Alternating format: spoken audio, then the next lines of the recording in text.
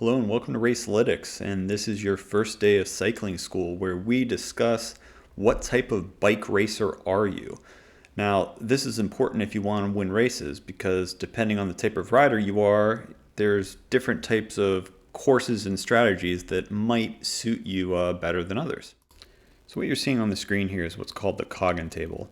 In a nutshell, what this guy did was take this huge database of riders and found out what their power was and then kind of put it in this just huge massive table.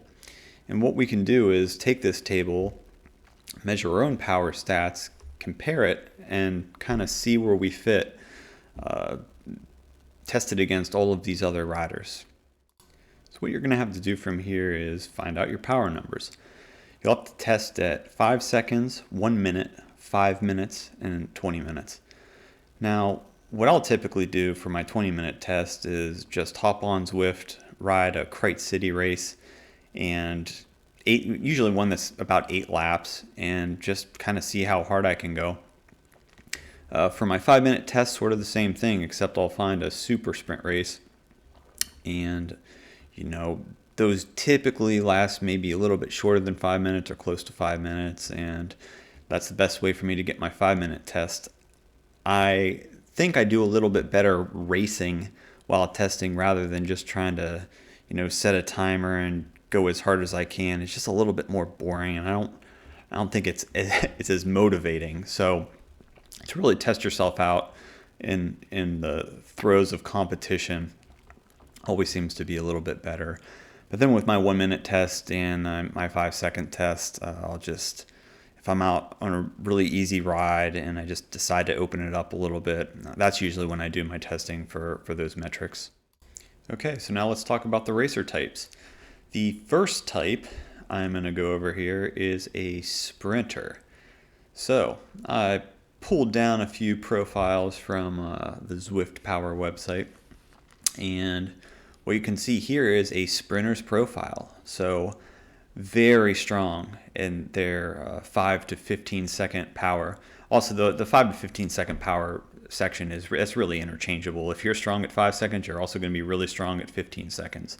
And then you can kind of see their power just slowly actually not slowly in this case, it actually heavily falls off at 1 minute, 5 minutes, and then even further at 20 minutes. So if this is your profile, how do you win races? Well, sprinters, this is the easy one. It's you want to sprint in pack finishes. So that's going to be your best chance to win all the time. If you have the power and you can stick with a breakaway, then obviously, being able to sprint in a smaller group is good as well. But if you're in a breakaway, and you have a weak FTP or 20-minute power, then you might struggle to hang with that breakaway. So generally as a sprinter, you're going to want to kind of sit back with the pack, hope a breakaway doesn't get away, and then sprint at the finish. Again, typically a sprinter would like a flat course, not so much a mountainous or hilly course, because it's not easy to stay with the pack if you are going over some serious hills or a mountain. All right, so next up is the puncher's profile. So this is the profile that I'm in, and you'll see that a lot of my race analysis is going to be based on typically a puncher's profile, since that's the type of racer I am. So what you should see in a puncher's profile is really a lot of strength in the 1 to 5 minute power, and then you'll see the power sort of fall off in the 20-minute range and in the 15-second range. Now, punchers are sometimes called uphill sprinters or long sprinters because they don't have the power of your typical strong sprinter, but anytime they get that just extra long duration, or if you're finishing up a hill and you can give a 30-second effort, you might be able to outlast a sprinter. Third category is the climber and time trialist. Now, this category probably makes up the biggest group of riders that's in your typical bike race. So as you can see from the profile on the screen, these riders are very strong at the 20-minute level and have very strong FTPs. And as the duration gets shorter, their power just kind of doesn't stack up. So, in a sprint, these riders would not do very well. But this makes for a great time trialist, or on mountain races. These people can climb, whereas a sprinter would be really struggling for breath halfway up that mountain. So there's a lot of really unique things about this type of profile, in that as I said, they make great time trialists.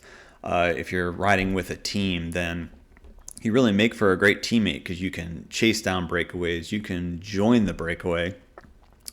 And on flat stages for this type of profile, usually it's the breakaway that is the best way to win the race.